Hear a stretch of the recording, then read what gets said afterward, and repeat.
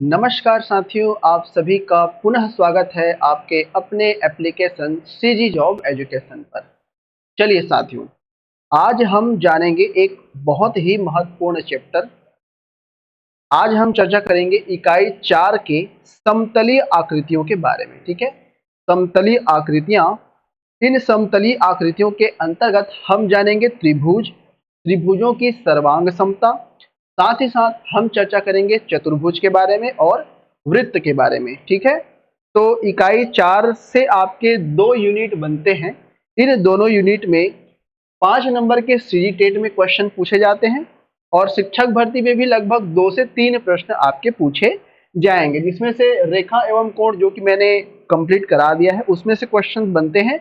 और ये जो समतली आकृतियां है इसमें से एक क्वेश्चन कंफर्म है, आएगा ही आएगा। 2 क्वेश्चन आ सकता है ना, लेकिन एक क्वेश्चन तो कंफर्म ही है, चाहे वो त्रिभुज से हो या उनकी सर्वांग समता से हो या चतुर्भुज से हो या वृत्त से हो। तो इनमें से जो है एक क्वेश्चन आपको जरूर देखने को मिलेगा शिक्षक भर्ती में, और सीजी टेट में कम से कम 2 या 3 क्वेश्चन आपको जरूर देखने को मिलेगा इसी चैप्टर से। ठीक है, तो बहुत ही महत्वपूर्ण चैप्टर होने वाला है साथियों।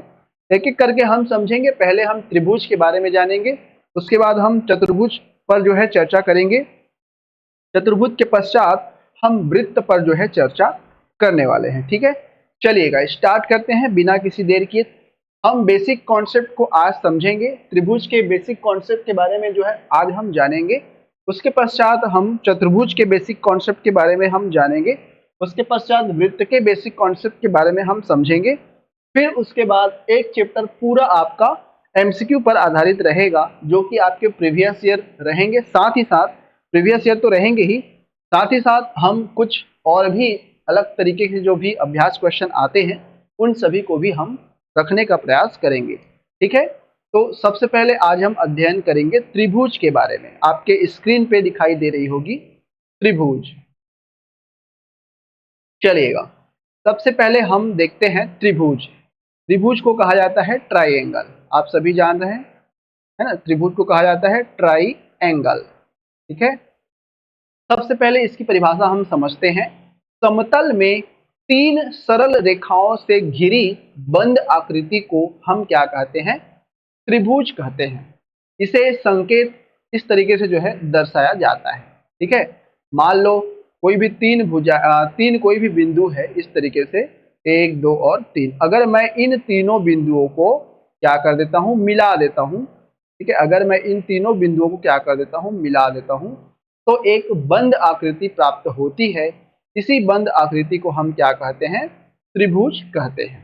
क्लियर है? ठीक है, समतल में 3 सरल रेखाओं से घिरी बंद आकृति को हम त्रिभुज कहते हैं। 3 बिंदु बनाए, तीनों को हमने क्या किया, जोड़ दिया, यानी सरल रेखा बना दिया उनके मध्य में। तो जो बंद आकृति हमको प्राप्त हुई है वही क्या कहलाती है? त्रिभुज कहलाती है। इसको हम कुछ इस तरीके से संकेत के माध्यम से दर्शाते हैं। ठीक है, अब देखिए ये तो हो गया त्रिभुज। अब त्रिभुज में कुछ महत्वपूर्ण अंग होते हैं, कुछ इसके पार्ट्स होते हैं। कौन कौन से इसके महत्वपूर्ण पार्ट्स होते हैं ट्रायंगल के पार्ट्स? सबसे पहले तो शीर्ष होती है, जिसको हम ए बी और सी के द्वारा जो है दर्शाते हैं। ठीक है, इसको कहा जाता है शीर्ष, जिसको हम ए बी और सी के द्वारा दर्शाते हैं। उसके बाद आता है भुजाएं, जिसको हम ए बी बी सी और सी ए, यानी 3 भुजाएं जो है इसके अंतर्गत होती है, जिसको हम ए बी बी सी और सी ए कहते हैं। इन्हीं भुजाओं को जो है हम सरल रेखा के रूप में बनाए हैं, है ना। इसके बाद तीसरा महत्वपूर्ण इसका पार्ट आता है कोण। तो इसमें कितने कोण होंगे? 3 कोण होंगे। एक तो ये वाला कोण ए, दूसरा कोण बी और तीसरा कोण सी, यानी 3 शीर्ष हो गए इसके, ए बी और सी। 3 भुजाएं इसकी हो गई, ए बी बी सी और सी ए, और साथ ही साथ 3 कोण इसकी हो गई, कोण ए, कोण बी और कोण सी। अर्थात त्रिभुजों के 3 शीर्ष, 3 भुजाएं तथा 3 कोण होते हैं। क्लियर है? तो इस तरीके से जो है इसका होता है। आई होप सबको समझ में आ गई होगी। चलेगा साथियों, इसके बाद हम, ये तो हो गया हमारा त्रिभुज और त्रिभुज के कुछ महत्वपूर्ण पार्ट्स। इसके बाद हम समझते हैं नेक्स्ट पॉइंट हमारा, भुजा के आधार पर त्रिभुजों के कौन कौन से प्रकार होते हैं। बहुत ही महत्वपूर्ण त्रिभुजों के प्रकार जो है होते हैं, जिसमें हम सबसे पहले जानेंगे भुजा के आधार पे, उसके पश्चात हम जानेंगे कोण के आधार पर कौन कौन से प्रकार होते हैं। तो पहला हम समझ लेते हैं types of triangle on the basis of sides, यानी भुजाओं के आधार पर त्रिभुजों के कौन कौन से प्रकार होते हैं। सबसे पहले हेडिंग डाल लीजिए समबाहु त्रिभुज, इक्विलेटरल ट्राइंगल जिसको कहा जाता है। क्या होता है समबाहु, देखो नाम से स्पष्ट है, समबाहु यानी जो भुजाएं होंगी वो कैसी होगी, सभी का समान। ठीक है, समबाहु, बाहु यानी भुजा होता है, अर्थात ऐसा त्रिभुज जिसकी सभी भुजाएं क्या हो, एक समान हो, है ना। जिस त्रिभुज की तीनों भुजाएं क्या हो, समान हो, उसको हम कहते हैं समबाहु त्रिभुज। देख लो यहाँ पे, अगर कोई ए बी सी त्रिभुज है जिसमें ए बी बी सी और सी ए तीनों भुजाएं क्या है, बराबर दिया हुआ है। ए बी बी सी और सी ए तीनों भुजाएं कैसे हैं, बराबर हैं। तो इस प्रकार जो त्रिभुज बनता है उसको हम क्या कहते हैं, समबाहु त्रिभुज कहते हैं। तो ये तो समबाहु त्रिभुज का परिभाषा हो गया कि तीनों भुजाएं बराबर होती है। साथ ही साथ इनका जो एंगल होता है, कोण ए, कोण बी और कोण सी, ये भी आपस में क्या होते हैं, बराबर होते हैं। ठीक है, तो याद रखिएगा समबाहु त्रिभुज में क्या होता है, कोण भी बराबर होते हैं और साथ ही साथ भुजाएं भी बराबर होती है। चलिएगा आगे बढ़ते हैं। नेक्स्ट दूसरा आता है समद्विबाहु त्रिभुज। समद्वि का अर्थ होता है दो भुजाएं समान, समद्वि यानी समान दो, और बाहु यानी भुजा, यानी ऐसा त्रिभुज जिसकी दो भुजाएं क्या होती है, समान होती है, उसको हम कहते हैं समद्विबाहु त्रिभुज। देख लो यहाँ पे ए बी और ए सी ये दोनों भुजाएं क्या है, आपस में बराबर है, लेकिन जो बीसी वाला भुजा है ये इनका जो माप है वो अलग है, यानी दो भुजाएं यहाँ पे क्या है, बराबर है। साथ ही साथ अगर दो भुजाएं बराबर रहती है तो उसका जो संगत कोण होता है, यानी ये वाला कोण, उसी भुजा से बना हुआ कोण, ये भी आपस में कैसे होते हैं, बराबर होते हैं। यानी कोण बी और कोण सी आपस में क्या होगा, बराबर होगा, लेकिन कोण ए जो है क्या होगा, अलग हो सकता है। ठीक है, तो समद्विबाहु त्रिभुज से आप क्या समझे, ऐसा त्रिभुज जिसकी दो भुजाएं बराबर होती है, साथ ही साथ संगत दो कोण भी क्या होते हैं, बराबर होते हैं। ऐसे त्रिभुज को हम क्या कहते हैं, समद्विबाहु त्रिभुज कहते हैं। ठीक है, चलिए ये हो गया हमारा समद्विबाहु त्रिभुज। नेक्स्ट इसके बाद आता है तीसरा विषम बाहु त्रिभुज। देख लो नाम से स्पष्ट है, विषम, विषम अर्थात होता है कि जो भुजाएं होंगी वह क्या होंगी, बराबर नहीं होंगी। ठीक है, तो जिस त्रिभुज की तीनों भुजाएं कैसी होती है, भिन्न भिन्न लंबाई की होती है, उसको हम विषम बाहु त्रिभुज कहते हैं। जैसे देखो यहाँ पे यहाँ पे ए बी सी तीन जो है त्रिभुज दिया हुआ है, ए बी सी, इसका जो कोण है वो कोण ए है, कोण यहाँ पे बी है और कोण सी है। ए बी एक भुजा है और ये दूसरी भुजा है और ये तीसरी भुजा है। ठीक है, तो देख लो यहाँ पे ए बी बी सी और ये सी है, तीनों जो भुजाएं हैं वो कैसी है, बराबर नहीं है, यानी अलग अलग लंबाई की है। तो ध्यान रखिएगा विषम बाहु त्रिभुज में भुजाएं भी अलग अलग होती है और साथ ही साथ जो कोण होता है वह भी भिन्न भिन्न होता है। ठीक है, तो ये चीज आप याद रखिएगा। चलिए दोस्तों नेक्स्ट देखते हैं। हाँ, ये तो हो गया भुजाओं के आधार पर तीन प्रकार के त्रिभुज। ठीक है, समबाहु, समद्विबाहु और विषमबाहु। दूसरा आता है कोण के आधार पर त्रिभुजों के प्रकार।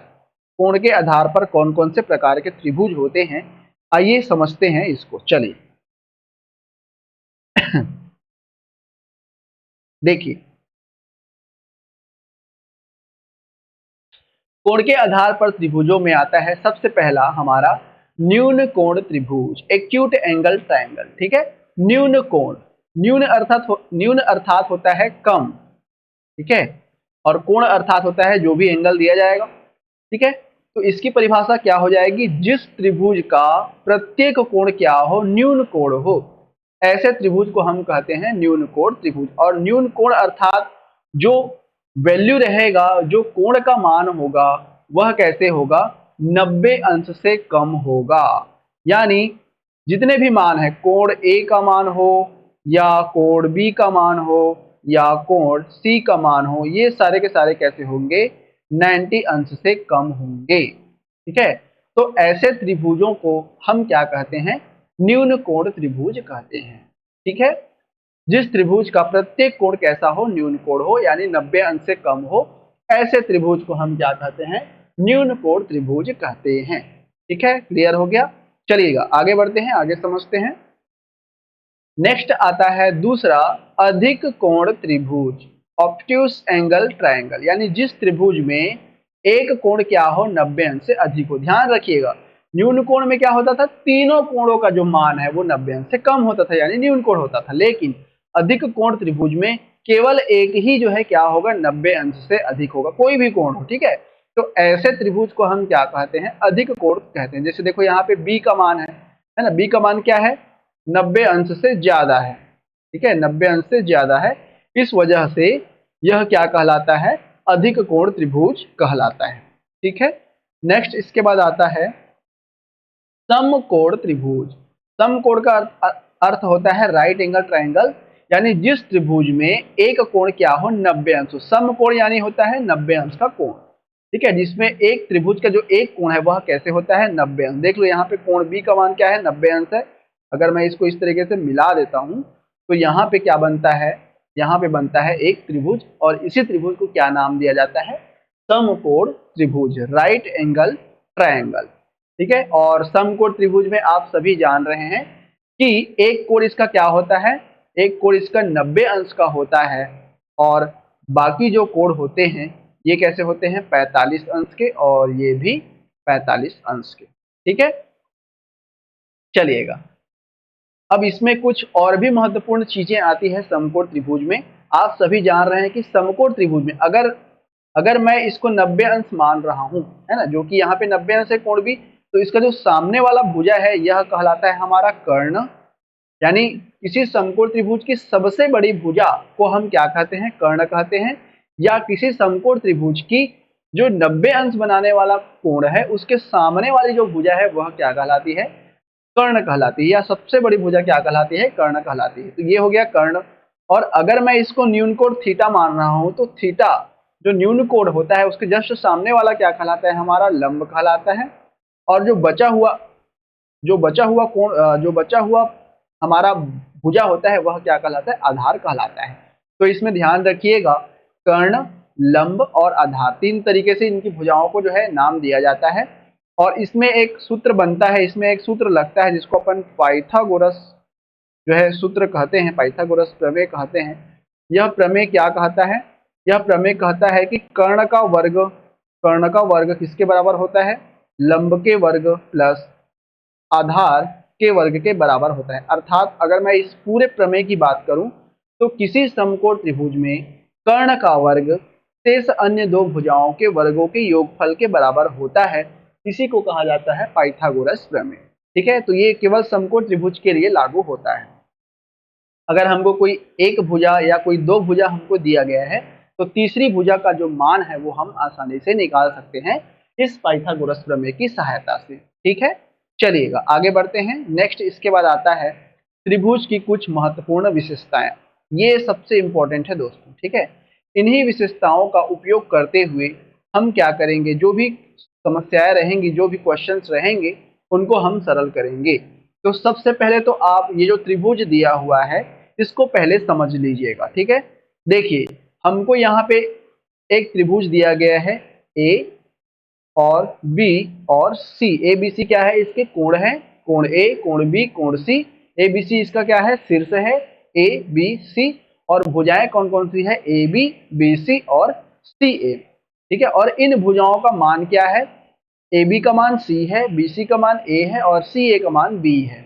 यानी कोण बी के सामने वाला भुजा का मान बी है, कोण सी के सामने वाले भुजा का मान सी है, और कोण ए के सामने वाली भुजा की मान या लंबाई ए है, ठीक है। चलिए हमने क्या करा, जो शीर्ष ए है, जो शीर्ष बी है और जो शीर्ष सी है, इसको आगे की तरफ हमने क्या कर दिया, थोड़ा सा बढ़ा दिया, ठीक है। अब समझिएगा इसकी विशेषताएं प्रमुख रूप से, ठीक है। पहला विशेषताएं, त्रिभुज के तीनों अंतः कोणों का योग 180 अंश होता है। आप सभी जान रहे हैं, ठीक है, आप सभी जान रहे हैं।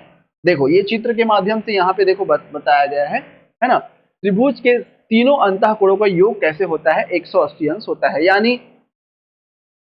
यानी अगर मैं बात कर रहा हूँ, ठीक है, अगर मैं बात कर रहा हूँ त्रिभुज का, कोई भी त्रिभुज हो, चाहे वो समकोण हो, समद्विबाहु हो, समबाहु हो या कोई सभी त्रिभुज हो, उन सभी त्रिभुजों का कोण अगर हम जोड़ते हैं, क्योंकि तीन ही कोण रहते हैं त्रिभुज में, है ना, तो उन कोणों का जो योग है वह 180 अंश से ज्यादा नहीं होना चाहिए। यानी उनके अंतः कोणों का योग क्या होता है, हमेशा 180 अंश होता है।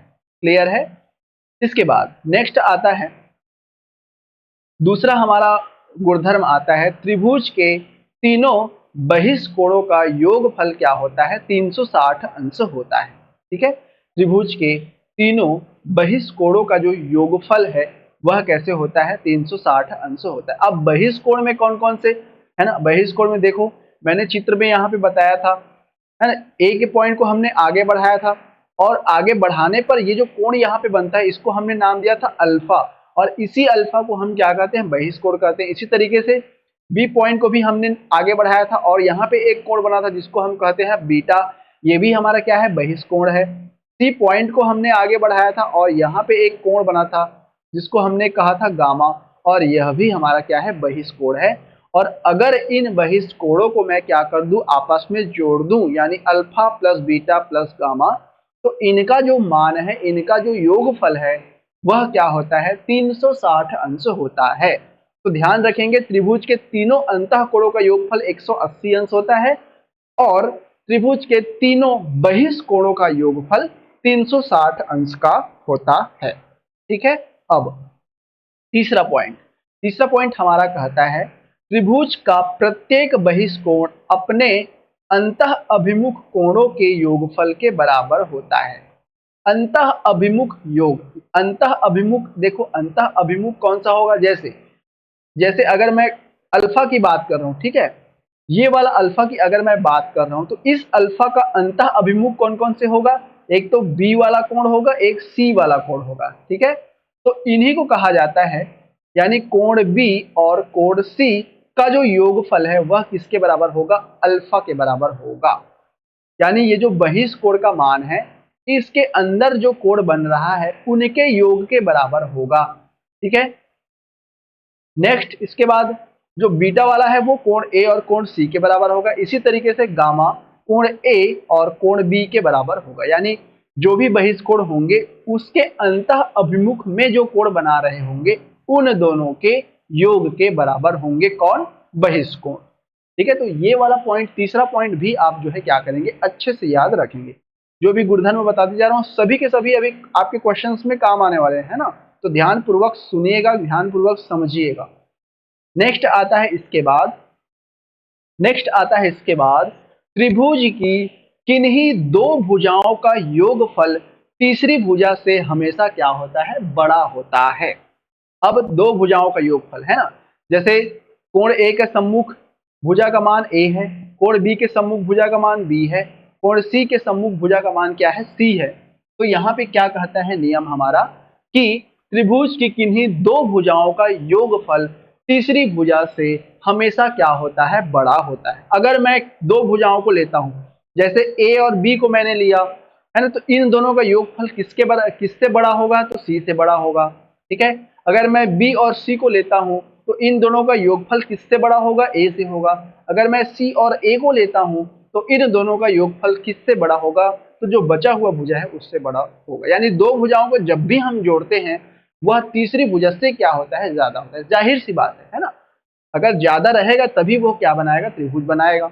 चलिए नेक्स्ट पॉइंट इसके बाद क्या कहता है हमारा, जस्ट इसी का ऑपोजिट, किन्हीं दो भुजाओं, है ना, त्रिभुज की किन्हीं दो भुजाओं का अंतर हमेशा तीसरी भुजा से क्या होता है? छोटा होता है। जस्ट इसका ऑपोजिट, है ना, अगर हमको किसी दो भुजाओं का अंतर लेना है तो हमेशा वह क्या होगा? तीसरी भुजा से क्या होगा? छोटा होगा। यानी दो भुजाओं को हम क्या करें? जोड़ते हैं तो तीसरी भुजा से ज्यादा होता है, लेकिन जब हम उसको घटाते हैं, उसका अंतर लेते हैं, तो उसका मान क्या होता है? जो तीसरी भुजा है उससे हमेशा क्या होता है? छोटा होता है। जैसे ए और बी का मैंने अंतर लिया तो वो सी से कम होगा, बी और सी का मैंने अंतर लिया तो ए से कम होगा, सी और ए का अंतर अगर मैं लेता हूं तो बी से क्या होगा? कम होगा। तो ये वाला पांचवा रूल, पांचवा नियम भी आप क्या करेंगे? याद रखेंगे। नेक्स्ट गुणधर्म आता है इसका, त्रिभुज में सबसे बड़े कोण के सामने वाली भुजा सबसे बड़ी तथा सबसे छोटे कोण के सामने वाली भुजा सबसे छोटी होती है। ठीक है, चलो इसको समझते हैं हम कुछ इस तरीके से। ऐसे देख लो, ये मैंने क्या बनाया? यहाँ पे कोण बनाया। ये कोण आपको इन दोनों से छोटा लग रहा है? बिल्कुल छोटा लग रहा है। अब थोड़ा सा इसको बड़ा कर देते हैं ऐसे, ये देखो मैंने क्या कर लिया, अभी एक बड़ा कोण बना लिया, यहाँ पे ये बड़ा कोण बन गया। अब ए पॉइंट और ये भी हमारा ए पॉइंट है। अब इन दोनों में देखो, चलो इसको भी नाम दे देते हैं बी और सी, इसको नाम दे देते हैं बी और सी। अब ये पहला डायग्राम है हमारा, ये दूसरा डायग्राम है हमारा, ठीक है। पहले में क्या बोल रहा है कि त्रिभुज में सबसे बड़े कोण के सामने वाली भुजा सबसे बड़ी होती है, सबसे बड़े कोण के सामने वाली भुजा सबसे बड़ी। देखो दूसरे डायग्राम में देखो, कोण ए सबसे बड़ा है, उसका सामने वाला भुजा यानी सामने वाला भुजा कौन सा होगा, बी और सी होगा। ये बी सी देखो आपको क्या लग रहा है, ज्यादा लग रहा है, क्यों? क्योंकि जब भी एंगल बनता है तो कम एंगल रहेगा, है ना, तो भुजा भी सामने छोटी बनेगी। अगर एंगल को मैं बढ़ा देता हूं तो भुजा भी क्या हो जाएगी, बढ़ जाएगी। यही चीज यहाँ पे बोलना चाह रहा है। और अगर छोटा कोण रहेगा तो छोटी भुजा रहेगी सामने वाला, अगर बड़ा कोण रहेगा तो बड़ी भुजा रहेगी, ठीक है। चलिए ये समझ गए आप लोग। नेक्स्ट गुणधर्म हमारा कहता है, अच्छा हो गया, ठीक है, इतना ही गुणधर्म था, इतना ही हमको जो है याद रखना है, तो इन सभी को याद रखिएगा, ये सारे आपके काम आने वाले हैं। चलिए इसके बाद हम समझते हैं माध्यिका यानी मीडियन के बारे में। अब देखो माध्यिका, ठीक है, इसमें थोड़े थोड़े वर्ड्स की बस अलग रहता है, बाकी कुछ कुछ चीजें इसमें सेम रहती है। जैसे मैंने अभी बताया माध्यिका, अंतः केंद्र, परिकेंद्र, है ना, शीर्ष लंब, इन सभी में कुछ कुछ चीजें ही जो है चेंजेस रहेंगी। चलिए एक एक करके समझते हैं। सबसे पहले हम समझते हैं माध्यिका के बारे में। त्रिभुज के शीर्ष से सामने वाली भुजा के मध्य बिंदु को मिलाने वाला रेखा त्रिभुज की क्या कहलाती है, माध्यिका कहलाती है। यानी ये हमारा शीर्ष है, उस शीर्ष से सामने वाली भुजा के मध्य बिंदु को, है ना, ये वाला हमारा शीर्ष है और ये सामने वाली भुजा है बी सी, इसका मध्य बिंदु कौन सा है, डी है। तो अगर मैं इन दोनों को क्या कर रहा हूं, मिला रहा हूं, तो जो मिलाने वाली रेखा है यही क्या कहलाती है, त्रिभुज की माध्यिका कहलाती है। रेखा ध्यान रखना, मिलाने वाली रेखा हमारी क्या कहलाती है, माध्यिका कहलाती है। और कौन सी रेखा, शीर्ष से सामने वाला जो भुजा है उसका मध्य बिंदु को जब मिला रहा है रेखा, तो उसको हम क्या कहते हैं, त्रिभुज की माध्यिका कहते हैं। एक त्रिभुज में अधिकतम 3 माध्यिकाएं खींची जा सकती है, क्यों? क्योंकि त्रिभुज में 3 शीर्ष ही होते हैं और इस वजह से हम त्रिभुज में केवल 3 माध्यिका खींच सकते हैं, ठीक है। माध्यिका के संगामी बिंदु को केंद्रक कहा जाता है। अब ये संगामी बिंदु क्या है, मान लो मैंने ए से सामने वाली भुजा के मध्य बिंदु पे एक एक जो है रेखा खींचा, उसके बाद दूसरी जो हमारा शीर्ष है कोण, शीर्ष बी जो है, उससे मैंने सामने वाली भुजा पे क्या किया, एक जो है रेखा खींचा, ठीक है। उसके बाद तीसरा जो हमारा शीर्ष है सी, उससे सामने वाली भुजा भुजा के मध्य बिंदु में मैंने एक रेखा खींचा। और तीनों जो रेखाएं हमने खींचा है, अगर वे रेखाएं, अगर वे माध्यिकाएं किसी एक बिंदु यानी जी पर वह क्या कर रही है, एक दूसरे को प्रतिच्छेद कर रही है, काट रही है, ठीक है, तो इन्हीं को, इसी को कहा जाता है संगामी बिंदु, ठीक है। इसी माध्यिकाओं के क्या कहा जाता है, संगामी बिंदु। अगर किसी पॉइंट पर काट रही है तो उसी संगामी बिंदु को हम क्या कहते हैं, उस त्रिभुज की केंद्रक कहते हैं। तो ध्यान रखिएगा, ठीक है। तो 3 चीजें हमने यहाँ पे जाना, पहला तो माध्यिका, दूसरा संगामी बिंदु, और इसी संगामी बिंदु को क्या कहा जाता है, केंद्रक कहा जाता है। ध्यान रखिएगा, ठीक है। हाँ, इसमें एक एक पॉइंट और, माध्यिका शीर्ष से केंद्रक को 2:1 में विभाजित करती है, ठीक है। माध्यिका क्या करती है, शीर्ष से केंद्रक को 2:1 में विभाजित करती है, यानी 2 भागों में बांट देती है, ये हम कह सकते हैं, ठीक है। चलिएगा आगे बढ़ते हैं नेक्स्ट पॉइंट। नेक्स्ट पॉइंट आता है अंतः केंद्र, ठीक है, इन सेंटर, अंतः केंद्र। अब अंतः केंद्र को समझते हैं। देखो शब्दों का ही बस फेर है, ठीक है। किसी त्रिभुज के अंतः कोणों के समद्विभाजक, अंतः कोणों के समद्विभाजक। अभी तक हमने शीर्ष पढ़ा था, शीर्ष से सामने वाली भुजा के मध्य बिंदु को मिलाने वाली रेखा माध्यिका कहलाती है। लेकिन किसी त्रिभुज के अंतः कोण, अब अंतः कोण कौन सा होगा, कोण ए, कोण बी, कोण सी, इन अंतः कोणों के समद्विभाजक, अंतः कोणों के समद्विभाजक, ठीक है। अंतः कोणों के समद्विभाजक मतलब आप क्या समझ रहे हो, देखो ये अंतः कोण मैंने यहाँ पे बनाया, ठीक है।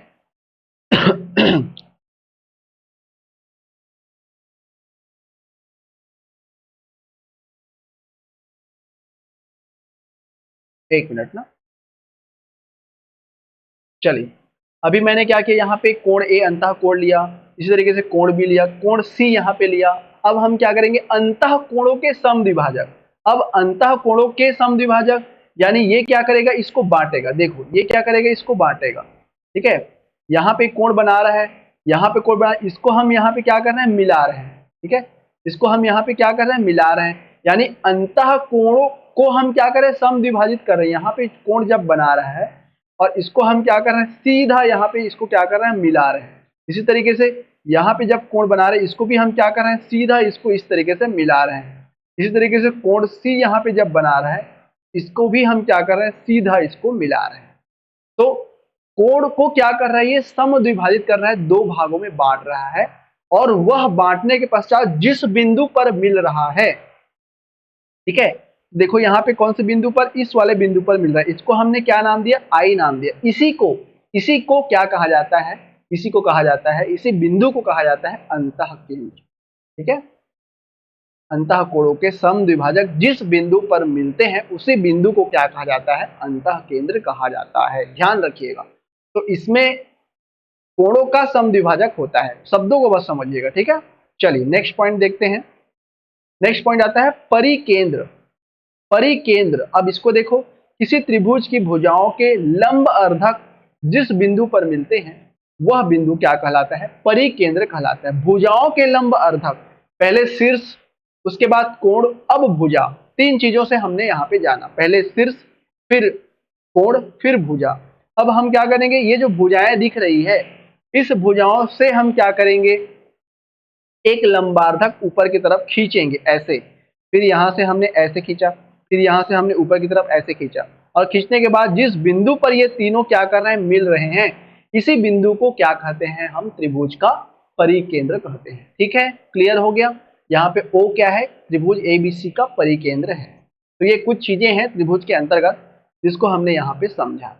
ठीक है, चलिए एक और पॉइंट आता है इसके बाद, शीर्ष लंब, एल्टीट्यूड।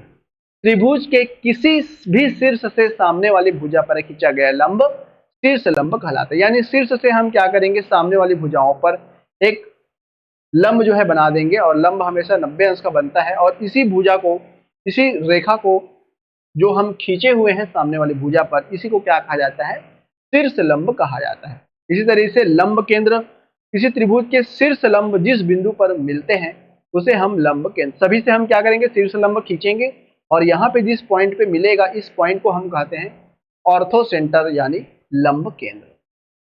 क्लियर है, सबको समझ में आ गई, सारी चीजें समझ में आ गई।